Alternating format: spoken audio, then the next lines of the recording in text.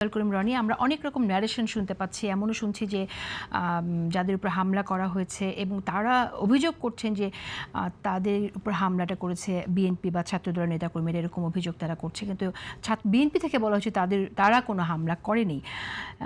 একজনকে দেখলাম বলতে বিএনপি সরকার এবং তারা এখন সরকারকে দিয়ে প্রশাসনকে আবার আওয়ামী লীগের মতো ব্যবহার করবে। এই যে অভিযোগ, এই অভিযোগকে আপনি কিভাবে দেখছেন? জি দেখেন, আমি কিন্তু আপনার সাথে বহুবার 2 বছর আগের থেকে বলতেছি যে আমরা এখন দুইটা সোসাইটিতে বাস করি, একটা ভার্চুয়াল সোসাইটি, একটা অ্যাকচুয়াল সোসাইটি। তো ভার্চুয়াল সোসাইটিতে ফটোকার্ড, প্রোপাগান্ডা, গালিগালাজ করা, ন্যারেটিভ তৈরি করা, পারসেপশন ক্রিয়েট করা, হ্যাঁ, এইটার ফলে যেটা হচ্ছে, একটা 5 তারিখের পরে আপনি শেখ হাসিনা আপনার প্রতি যে আচরণ করছে, আপনি আপনার প্রতিপক্ষের প্রতি সেই আচরণ শুরু করে দিলেন। সেটা কি? সেটাকে বলে politics of humiliation. Politics of হিউমিলিয়েশনের একটা বড় সমস্যা হলো যে আপনি ডেমোক্রেসির জন্য, ভাই যেরকম বললেন যে পৃথিবীতে কোথাও ডেমোক্রেসি নেই, দেখেন ডেমোক্রেসি একটা future tense. Democracy is always future, এটা ভবিষ্যতে আরও ভালো হবে।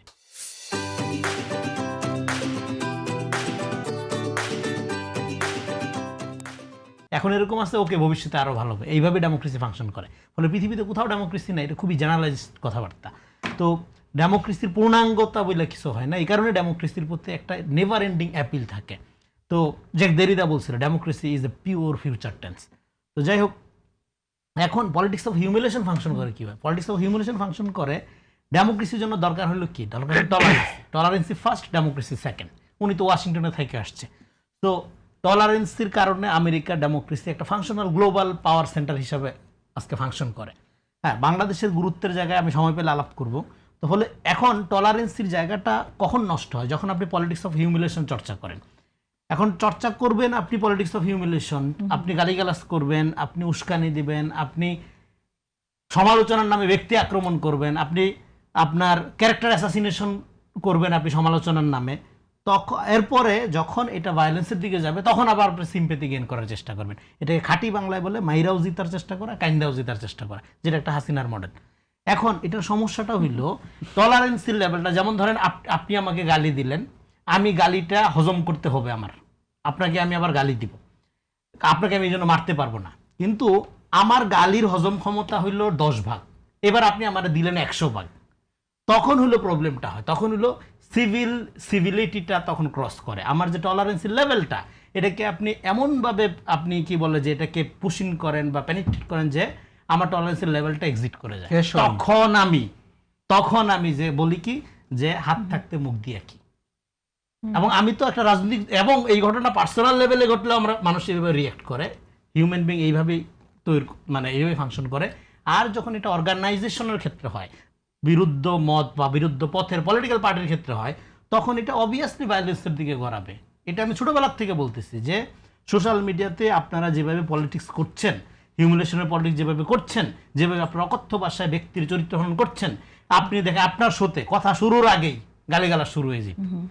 হ্যাঁ, এই গালিগালাজ করা, তারপর হইলে এমন কোন ভুয়া ফটোকার্ড আমার নামে ছড়ানো হয়নি। আমার এই এক ছোট ভাই, শুধু অনেকেই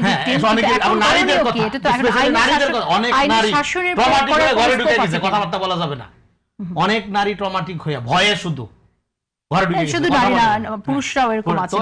এটা আপনার আমার নামে 1 লক্ষ ফটোকার্ড ছড়ানো হয়েছে 1 মাসে, এটা পরিসংখ্যান বের করা হয়েছে। তো এখন দেখেন, এইটা আপনি যখন কন্টিনিউ করতে থাকবেন, এবার যখন আমি তো কোনো নেতা না বা সাধারণ একজন মানুষ, কিন্তু এটা যখন আপনি একটা বড় পলিটিক্যাল পার্টির লোকের সাথে করতে থাকবেন, তখন সেই লোকের তো একটা সোশ্যাল বেজ আছে, আপনার তো সেটা নেই। আপনার রাজনীতি কি? বট আইডি, সোশ্যাল মিডিয়াতে ফেক হাইপ এবং ক্যারেক্টার অ্যাসাসিনেশন এবং টক শো। এর বাইরে তো আপনার কোনো রাজনীতি নেই। আপনার তো সংগঠন রাজনীতি করা বলতে সংগঠন বিকশিত করা, জনগণের সাথে সম্পর্ক তৈরি করা, একটা কর্মসূচি দেওয়া বা একটা প্ল্যান পলিসি, দেশ গঠন করবেন কীভাবে, এগুলো নিয়ে আলাপ করা আপনি বুঝেন না। আপনি বুঝেন যে প্রোপাগান্ডা বেস যখন রাজনীতি আপনি করেন এবং আপনার প্রতিপক্ষ খারাপ, আপনি ভালো, এইভাবে যখন সোসাইটিকে ভাগ করা শুরু করেন, আপনি আসলে একটা আল্টা ফেসিজম করেন in the name of democracy এবং in the name of partisan politics, sometimes in the name of Islam. এটা যখন যে অনুভূতি দরকার, যখন ইসলাম দরকার সে ইসলাম, যখন তার গণতন্ত্র দরকার সে গণতন্ত্র, যখন নাস্তিক হওয়া দরকার নাস্তিক, যখন পর্দা করা দরকার পর্দা, যখন বেপর্দা হওয়া দরকার আদালেংটা, কোনো সমস্যা নেই। যখন যেটা ডিমান্ড করবে সেটা আমি আপনার কাছে আসবো। শেষ করি তাহলে এই পয়েন্টটা। তাহলে এই পলিটিক্স অফ হিউমিলিয়েশন আলটিমেটলি সোসাইটিকে একটা ভায়োলেন্সের কন্ডিশনের দিকে নিয়ে যায়। এই জন্য ডেমোক্রেসিতে বলেন বা ধরেন ফ্রিডম অফ এক্সপ্রেশন বা ফ্রিডম অফ স্পিচের কথা বলেন, পৃথিবীর প্রত্যেকটা জায়গায় ফ্রিডম অফ এক্সপ্রেশন বা freedom of speech require what not to say. আপনি আমার সমালোচনা করবেন আগেই আচ্ছা একটা গালি দিয়া বা আমার বংশ তুলে বা আমার পরিবার তুলে বা আমার পার্সোনাল একটা অ্যাটাক করে আপনি এটা শুরু করতে পারবেন না। ফলে যে জানে না হোয়াট নট টু সে তার জন্য ফ্রিডম অফ এক্সপ্রেশন না।